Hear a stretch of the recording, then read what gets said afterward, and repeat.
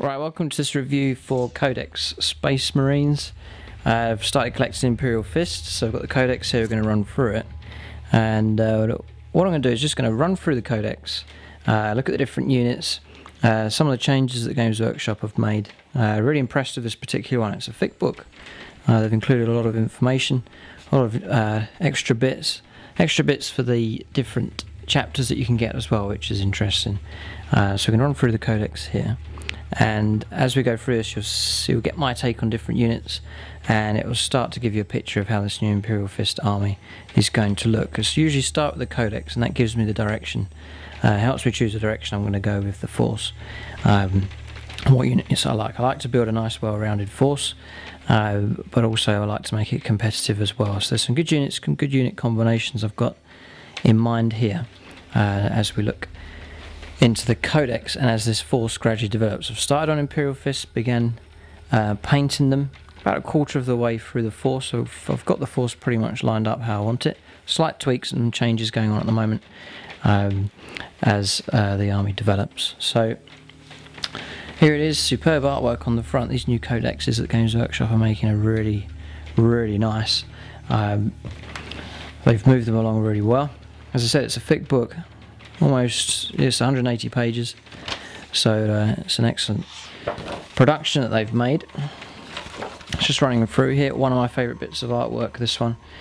Superb picture featuring the Imperial Fists. Origins of the chapter, some interesting stuff here. Banners and artwork and heraldry. Just running through here, artwork like this I find really helpful when I'm putting together. You know, if you're painting Ultramarines and these kind of images come up, very helpful. Nice layout here with the different squads and structure of the Space Marines, old artwork from previous codexes as well. Other chapters, Genesis chapter looks nice. Just giving you inspiration here. Always like the Howling Griffins. Another good force there. Nova Marines, I like the look of them. So it's a good source of inspiration as well. And they have given some more prominence to other Space Marine chapters, which is nice. The White Scars being featured heavily, which is good. Dark Hunters, Stormlords, again I like that colour scheme for them as well. Imperial Fist, these are the ones I've decided to go for. Just really one of my favourite colour schemes for Space Marines, especially the 5th Company with the black shoulder pads as opposed to the red. That's the one that I'm going for. And it is going to be Space Marines, but it's going to be a Space Marine force with a difference. It's going to feature units that I haven't used before. I have got Blood Angels already, so I'm trying to go for units that don't feature in the Blood Angels force, just to make it different. And I've come up with an army philosophy, which I'll reveal in the Tactica video when it comes out. But I like this force, the way it's come together. It is classic Space Marine, but it has a certain style to it. For sure, here's the 5th Company here. So nice references there for me to use. Some artwork here as well, which I've found useful. So lots of details in this book, which is good. More chapters here as well, and they've put in shoulder pads, they put in nice artwork and stuff, which is really good. Crimson Fist, another force that I like. Black Templars are now included in the regular Space Marine Codex. They've sort of lumped it all together and streamlined the whole thing. Salamanders is another force that I like as well. I think I'll probably only go with one Space Marines chapter. Raven Guard. More artworks, nice new artwork as well featured in these. 2 more here, the Revilers and Knights of the Raven. Iron Hands, which is another one that is a sort of main feature for the new Space Marines. Nice colour scheme for those. They are quite a good looking force. More there with the Brazen Claws, Sons of Medusa, and there's other ones down here as well. So if you're starting out, you've got a lot of options now for different colour schemes, and Space Marines would be a force that I think is good to try out different colour schemes, invent your own chapter and so on. You don't have to do standard Ultramarines or Imperial Fist. You can experiment and come up with some really nice colours. Just going through the artwork here. So Warlord traits then, as we start to tackle the rules, they're okay, but having looked through these, my take on it is they're alright, but I would still prefer the traits that you get in the standard Warhammer 40,000 book. These aren't particularly impressive, not as impressive as the ones that you get in the standard 40k book. So that's my take on that. So I don't think I'll be using this table. I'll be using the table that's in the rulebook. Chapter tactics is a nice addition. So the main chapters here now are have some extra abilities to them, just small little things that they've added, which enhances each of those.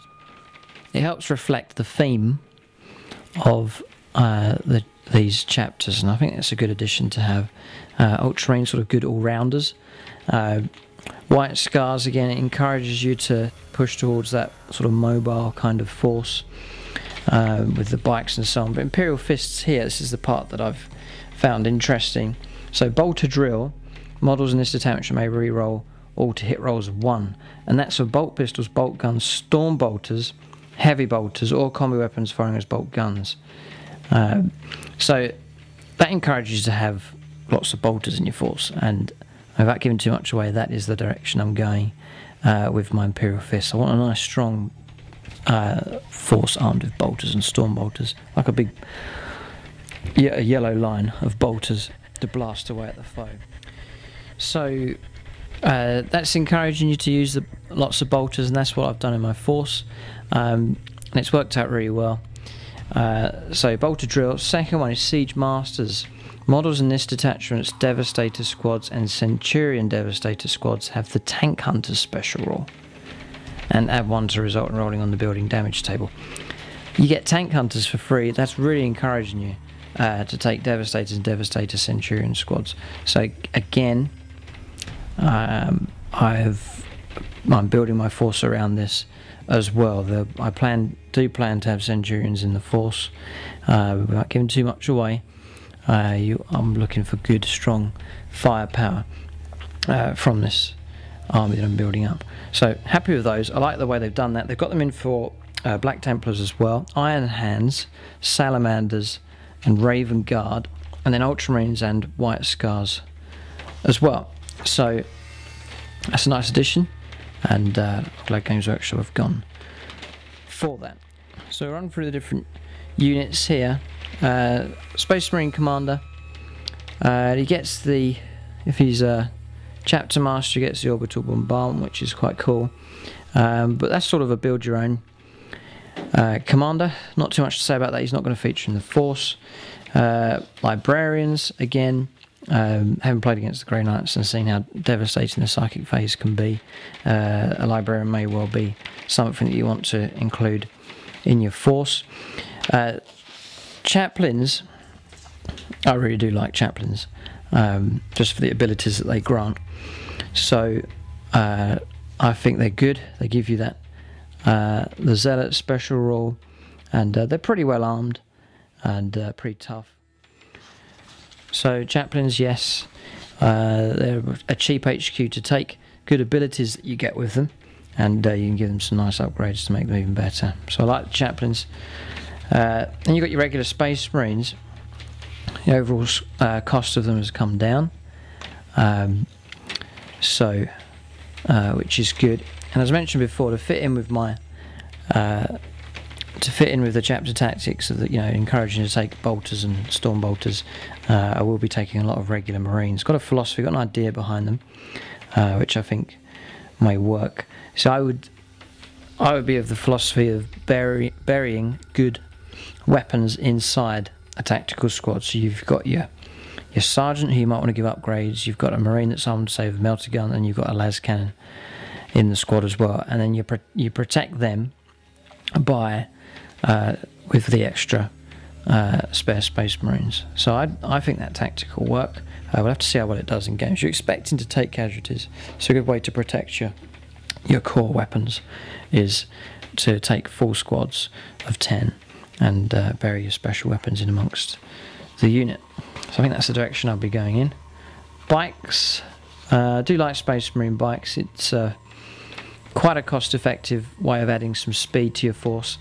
And then for Space Marines, the +1 toughness for bikes. They are toughness 5, which is it's a really good toughness to have. So I think bikes are quite cool to take. Scouts, not much change going on with them really. Weapon skill 3, ballistic skill 3 has always put me off really from taking lots of scouts. I mean, they're handy enough, you can arm them well enough, but that loss of ballistic skill especially has really put me off taking scouts. Then veteran squads with the new figures that have been released, they can be a good option as well. And then you've got your Stern Guard as well. Nice models that have come out. So you do have to be a bit careful. You take veterans and Stern Guard, it can start eating into your points and you end up not having much left at all. So I would say use those sparingly if you can. Command squads, not bad. Honor Guard if you want to form that. I haven't really seen people taking that in games. I don't know how effective it will be. It's not really. I'm more the philosophy of taking a cheap HQ and then filling out the force as much as you can. Terminators, do like Terminators, and they will be featuring in the new army. Dreadnoughts, I know people have struggled with them, trying to justify them for the points that they are. I will not be having them in the force because they feature quite heavily in the Blood Angels force. With this army, I would be steering away from Dreadnoughts, so I do like the models, and I like the way that you can arm them as well. But for this particular force, I don't think I'll be taking Dreadnoughts. Tech Marines, not really. In a game, you know, they can heal a vehicle and so on, but they've got to be right next to the vehicle that's damaged, and often the vehicle's at the other end of the table and he can't get there in time, and it's not really worth it. So I've never really gone for Tech Marines in a force. Handy perhaps in an Apocalypse game, but for regular games of 40k I wouldn't use a Tech Marine. And the same for the Thunderfire Cannon. Now, Centurion squads. Games Workshop was one of the new releases for Space Marines. When they came out, I remember there was a lot of flack given to them. Didn't like the sculpting of them, didn't like the rules. People didn't like the idea of them suddenly appearing. You know, they're not in the history of Space Marines and so on. So, Centurions, I wasn't keen on them to start off with, but as time's gone on, I like them. I think they're good. I think the actual idea of them, the way they're kind of a siege unit, I think works really well. And especially for Imperial Fists, I think these would fit in really well, an Imperial Fist force. And painted up, all chipped and with the black edges and so on for the 5th Company, I think they would look really, really good. So Centurions will play a part in the force, and I look forward to using them in games. Quite expensive to buy, a box of them, but other than that, they're a great unit.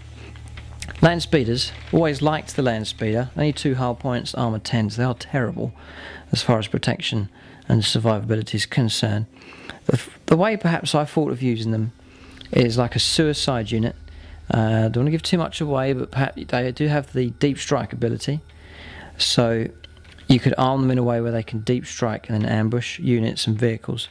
If they survive, they can move on to other targets. So Land Speeders, love the model, and perhaps there is a use for them, but I think you'd need some skill at using them in the game.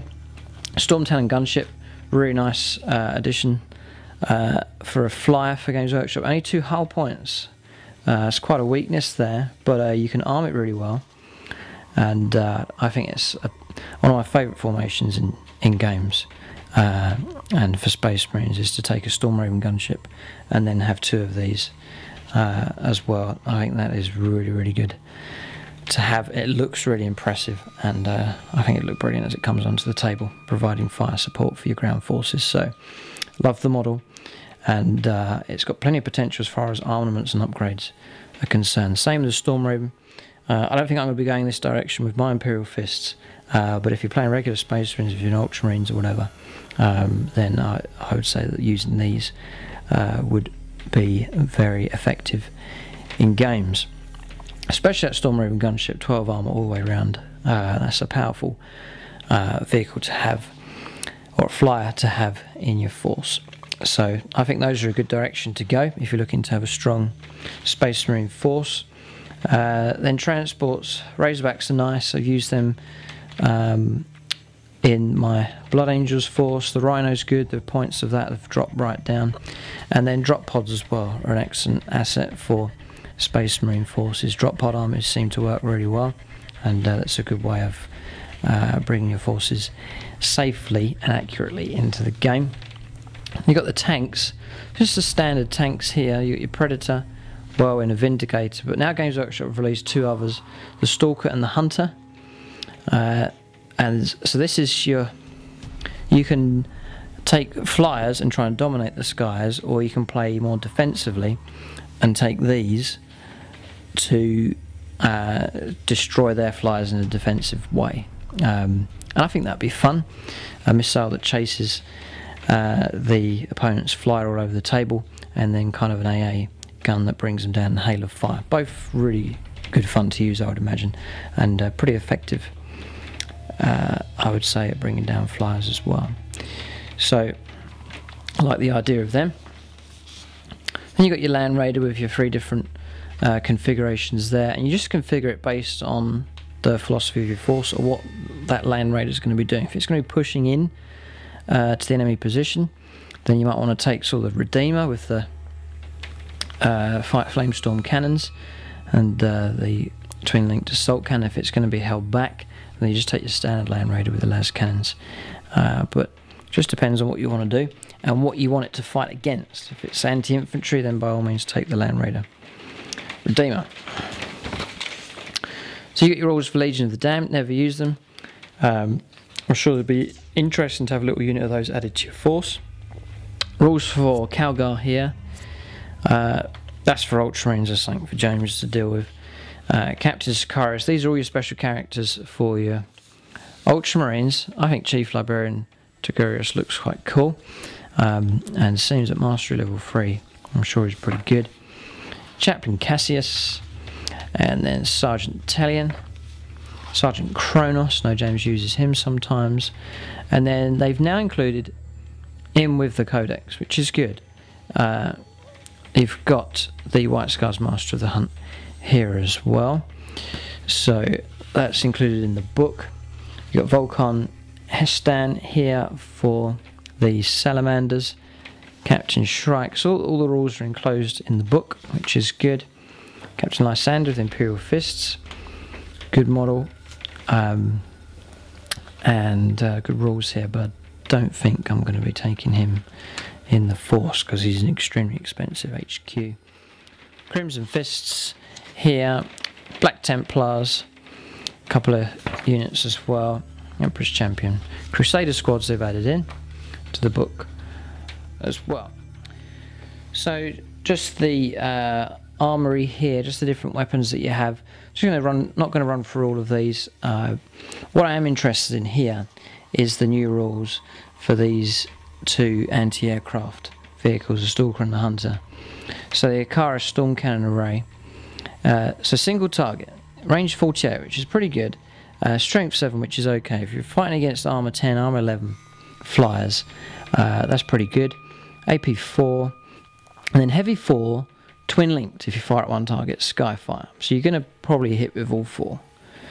And then you're at strength 7. So it will knock off hull points at least for a flyer. So you're looking to bring down a flyer perhaps in 2 rounds of pretty average shooting. You've got the dual targets rule. You can split your fire out. It doesn't look like it's worth it. Heavy 4. So you're going to get 2 lots of heavy 4. That's 8 shots. 4 at each target. But you lose your twin linked, and then you drop to ballistic skill 2, 5s to hit, which is terrible. So if you're desperate, you may need to use it. You know, if you're in an extreme situation, you just knock a whole point off 2 flies and you have to do it, then that can come in handy. But for standard shooting, it doesn't seem worth it. The single target, I think, is what I'm going to be going for. But I think you have to remember that you can use, these are vehicles that can fire at ground targets, and they've got Skyfire if they want. So even if there's no flyers around, you can use this as a supporting fire for your ground forces. So I think that's excellent. So you've got the Sky Spear missile launcher, and I think the rules for this are really fun. So you've got range 60 now, so that's a really good range. Strength 7, AP 2, so you're going to get that +1 on the result, which is good. It's only 1 shot, but it's armor bane, so you've got a better chance of punching through the armor, and it applies if you're firing at ground targets as well. And it's Skyfire, and it's save and lock. So if you miss a flyer or a flying monstrous creature, the missile will follow them around each turn, and on a 5+ it will hit its target, unless they leave combat airspace or the flyer descends and goes into combat. So I think that's really fun. I haven't seen the kit yet for the vehicle. I hope you get a spare missile inside, and then I'll be able to mount that up on a base with a rod and have it actually on the table. I think it'd be great fun and intimidating for an opponent to know he's got a flyer on the table and it's been tracked by a missile. I think it'd be really good fun. So I like the rules for those that they've added.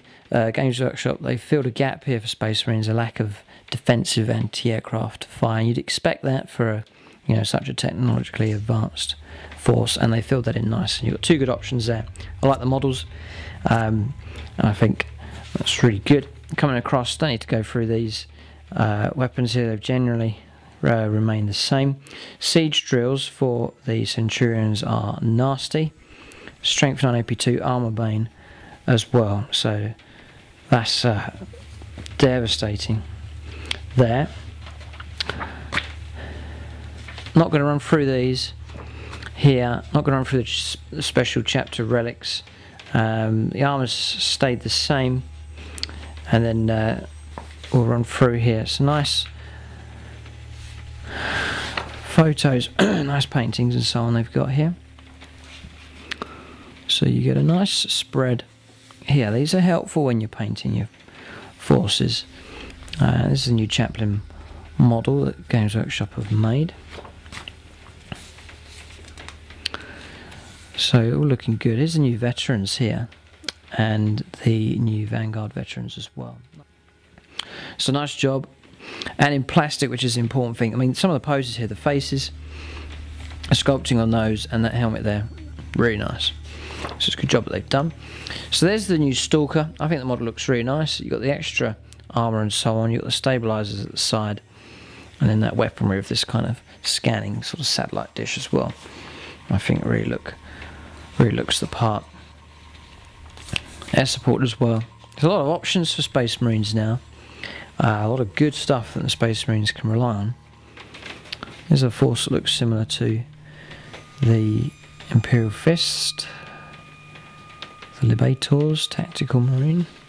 There's different colours. So you can see, you've got the illustration earlier on in the book, but now here you can see how they come out, actually how they look when they're painted. There's the Stormlords, they look quite nice. So there's the white scars. I can't stand painting whites, that's why I've stayed away from them. Difficult one to master that. Salamanders always look nice, and the veterans look particularly nice in that green colour scheme. And coming across, Iron Hands, I think that colour scheme is quite really nice. Looks nice on the vehicles.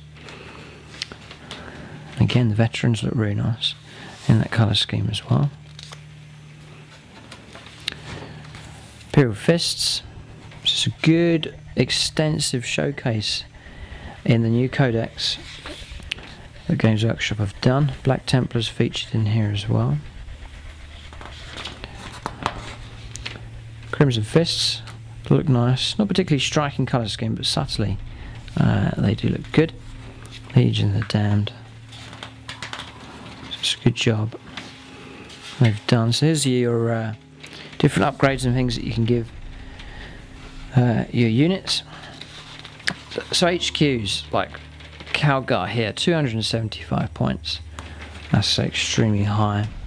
Others are higher. So it was the chaplain that I went for in the end. You've seen him in other videos. I have mentioned him before. And he's here, 90 points. That's a fraction of the cost of other HQ units. You're still getting your 2 wounds. And your leadership 10. 2 attacks, alright. Weapon skill 5. But he gets this zealot here. You're going to get you to reroll your hits, your attacks. So I think that's a good bonus. If you stick him with a good unit and you get to reroll hits, and that's an excellent enhancement to take. And then give him Terminator armor, and he'll then get the 2+ say, which will keep him alive a bit longer, and that's not for too much of a cost in points as well. It's coming through tactical squads now. So Space Marines, I think they were 16 points they used to be. They're now 14 points each for a standard Marine, and that's no loss in their stats at all. So I think to kit out a tactical squad, it's not going to cost you too much. So that's the direction that I think I'm going with the Imperial Fists. So full squad of 10, and then you can give them their different upgrades. The Veteran Sergeant seems to be a good idea because you get this extra attack, and importantly you get Leadership 9. Leadership 8 is a not particularly amazing leadership, but Leadership 9 has got me out of trouble a lot of times. So Veteran Sergeants, I think, are quite an important thing to add. I'll only drop it if I don't have enough points in the force. That's your Crusader squads for your Black Templars. So Rhinos now, look at the points cost for a Rhino. 35 points, and this is for an armor 11 front and side. I think that's an excellent value there. So the reason I like Rhinos is you've got the hatch. So if you equip your tactical squad really well, one combination I've thought of is to take 1 les cannon and then 1 plasma gun, and then you put those inside the Rhino, then you can fire out of it like a Razorback, but if the Rhino's destroyed, then the squad just gets out. So it's excellent protection for the squad, it adds mobility for them, and it's just an extra layer of defense. Your opponent's trying to take out that tactical squad. He's got to bust through that Rhino, he's got to destroy it, and then the squad can get out, and then he's got to try and get through the regular Marines, and then finally kill the Sergeant and your special and heavy weapons that you have in that unit. So for survivability, a well-armed tactical squad inside a Rhino, I think is a good direction to go. And for points, it's very effective. Now the cost of a tactical squad has dropped right down, and then the cost of the Rhino has dropped as well. Drop pod 35 points, good value as well. Right, so veterans, you're probably looking along the lines of taking a small squad, making a very special job to do. I'm looking down here, Sternguard veterans, at 22 points a model. It's quite a lot. You should maybe take 5, and then see combi weapons here, combi melters. Give them all combi melters, drop them down somewhere, take out a key vehicle. That might be an idea. So I would use those, but use them sparingly perhaps. Dreadnoughts there, 100 points, then you've got to arm it accordingly. You've got your Ironclad, Legion of the Damned, 25 points a model. So I'm not too keen on high costing figures, and they're equally spread out a unit. What I mean is, say a unit of 5 guys and they're each 25 points each, you know, with upgrades. If someone kills a couple of them, you're losing a lot of points. I like to bury good figures or good characters inside a cheaper unit. So that's why I've gone for sort of a tactical squad with just regular Marines, and they are protecting the special weapons inside. I think that's more efficient and effective way of going about things. Terminator squad, just 200 points. So they haven't changed in cost. It's interesting they've stayed the same, and yet the tactical squads have dropped right down. I might be tempted to go for regular Terminators with the Storm Bolter because I'm re-rolling 1s. and it's different to my Blood Angels Assault Terminators that I already have. So you've got Terminator Assault Squad there, and it is 5 points to go for your Thunderhammer Storm Shield upgrade. Then the Centurion Assault Squad, they're 60 points each. Now, so you're paying an extra 20 points as opposed to a regular Terminator, and for that you are getting a +1 to strength and toughness and an extra wound. I think that's pretty good value for money, good value for points, plus the you're getting the ability to fire 2 weapons a turn, so I think you're getting a good deal there with Centurions. I know they're going to be a target for the enemy, so you've got to be careful how you use them. Protect them in the Land Raider, or keep them, because they've got slow and purposeful. I can imagine you taking a squad, hiding them behind something, and then bringing them out to fire at a target when it's your turn. Instead of standing there taking fire, use them carefully and wisely, and trying to keep them alive, and I think that'd be an effective unit to use. It's a fast attack. You've got your standard assault squad there. Let's just have a look at how many points they are. 17 points a model with the jump pack. It's not bad. So again, there's temptation to go down towards assault squads. Land speed is 50 points. I do like the figure. It's tempting to use them. As to how effective they'll be, I'm not sure. You've got your Storm Talon. It's a cheap little flyer, 110 points. And you can give it some nasty upgrades as far as firepower is concerned. Bikes are 21 points each, which is good value. You've got that toughness 5, you've got that speed, which I think now is going to be key in games of 40k, especially these tactical objectives. You need units that are going to be able to scoot around and fulfill and capture and fulfill these missions quickly and knock up the points. So bikes, I think, are perhaps a good way to go. I've got an idea about a combination for them that's quite effective in points, but makes the unit quite deadly, but we'll have to, I'm working on it at the moment. Then you've got attack bikes, love the figures for that. Scout bikes, if you want to drop in points, you'll save yourself 3 points a time, but you'll lose a point on the armor save there, and you'll lose a weapon skill, ballistic skill. I don't think that's justified, so I would go for regular Space Marine bikes. You got your Devastator squad, but I think what has trumped those for me now is the Centurion Devastator squad. You can give them twin-linked las cannons, and which I found out you can do, you can replace your hurricane bolters with missile launchers. So you'll be able to fire 3 las cannons at twin-linked, and you'll be able to fire the missile launchers as well, because you're able to fire 2 weapons. So that's potential of 6 long-range, high-strength shots. Plus, for Imperial Fists, they'll get Tank Hunter. So absolutely deadly potential here for this squad, but trying to use them wisely and keeping them alive at the same time will be an interesting challenge. Thunderfire cannon just there. Predator, 75 points. Then it's going to take it to 100 points to give it the las cannon, and then for las cannon sponsons, so you're looking at 140 points for that Predator Annihilator. Just get that right, that's quite cheap. Between las cannon, that makes it 100. May take 2 side sponsons armed with one of the following las cannons. Now, may take 2 side sponsons which are both armed with one of the following: las cannons, heavy bolters. I presume, I don't know, I presume that that is 40 points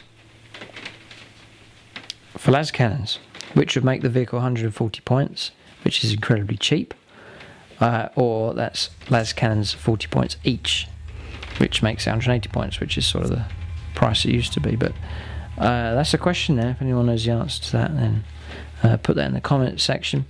Whirlwinds, I think perhaps their firepower's not strong enough now to be serious in games, and it's taken up a whole heavy support slot. But whirlwinds are handy. If you find yourself with spare points after calculating the force, you've got a spare 65 points, then grab a whirlwind, and that's no problem at all. Vindicator, always like the model and the weapon. That would suit Imperial Fist Force.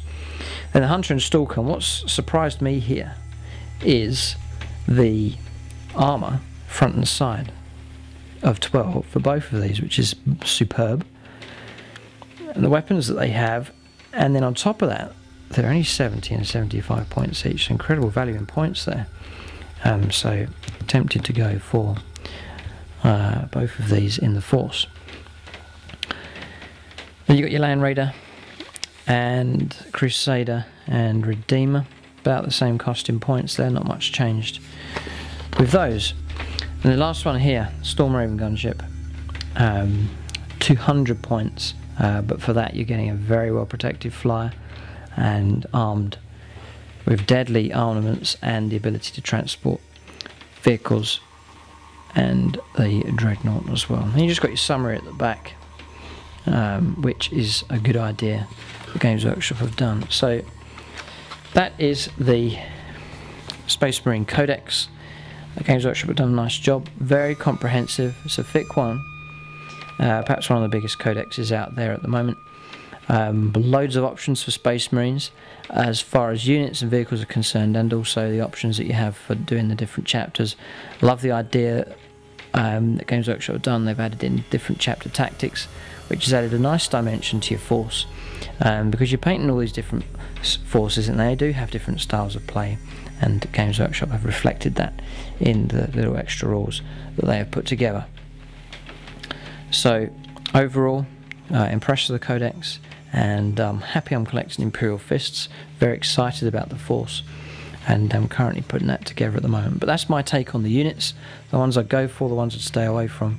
But really, you build your force based on the style of play that you like, what you want your force to be. If you want your force to be an assault force, mechanised force, and a force that's heavy on air power, whatever theme you want, there's good units that can help you build an effective Space Marine force in this Codex, that's for sure. So the next stage really is, once I review a Codex, the next stage will be to review the army when it's done.